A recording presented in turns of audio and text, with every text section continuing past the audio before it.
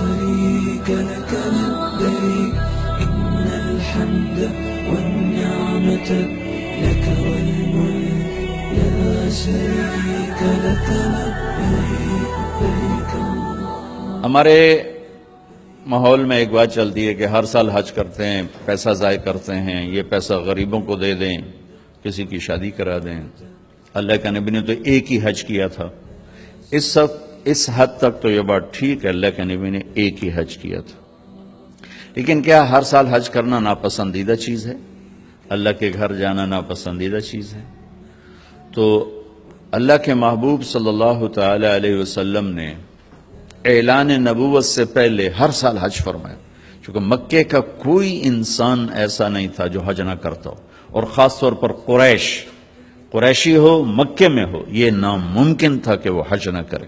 ہاں کہیں سفر میں گیا ہوا تو الگ بات ہے. تو اعلان نبوت سے پہلے کوئی سال خالی نہیں جس میں آپ نے حج نہ کیا ہو، اور اعلان نبوت کے بعد کوئی سال خالی نہیں جس میں آپ نے حج نہ کیا ہو. اگر یہ حج وہ شریعت والا حج نہیں ہے، لیکن سنت ابراہیمی میں جو حج چلا آ رہا تھا اس میں بہت سی خرافات تھیں. ہمارے نبی وہ خرافات سے پاک تھے. آپ نے ہر سال حج فرمایا، ہر سال.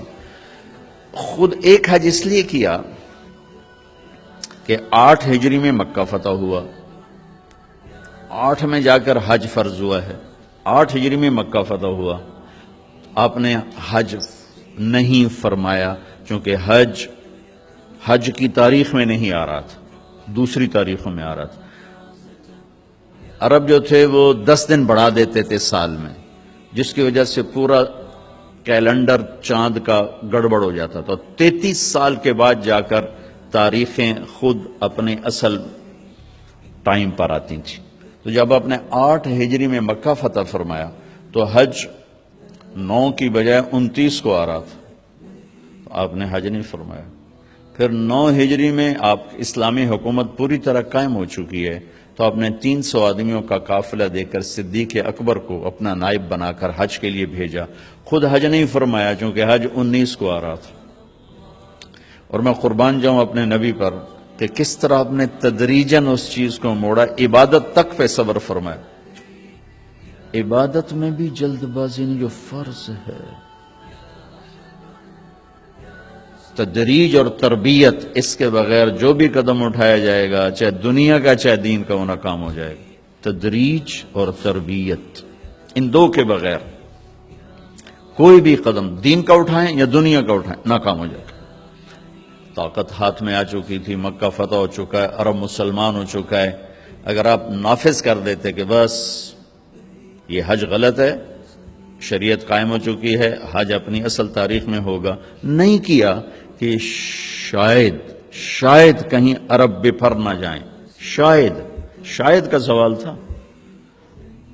2 سال حج غلط تاریخوں میں ہوا، خاموش.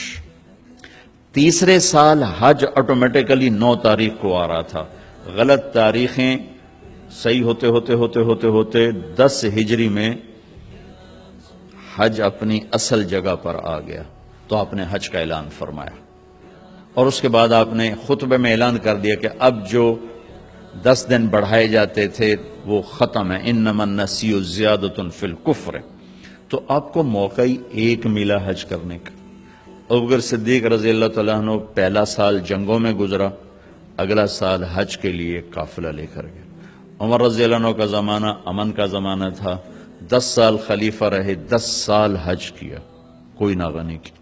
عثمان رضی اللہ تعالیٰ عنہ کہ پہلے 11 برس امن تھا، 11 سال آپ خود حج کا قافلہ لے کر گئے.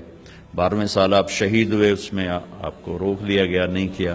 علی رضی اللہ تعالیٰ عنہ خلیفہ بننے سے پہلے بہت کثرت سے حج فرمائے، کتنے کیے کسی کتاب میں گزرا نہیں.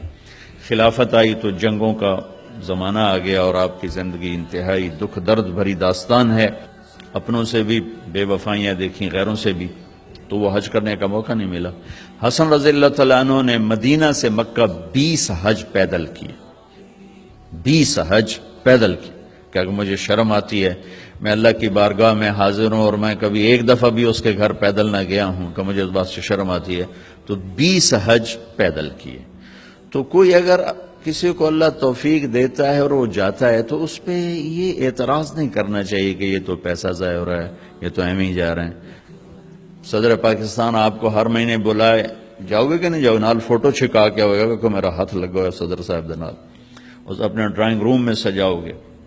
اگر اللہ تعالیٰ کسی کو ہر سال بلاتا ہے تو اس کے لیے سعادت کی بات ہے، اعتراض کی چیز نہیں ہے۔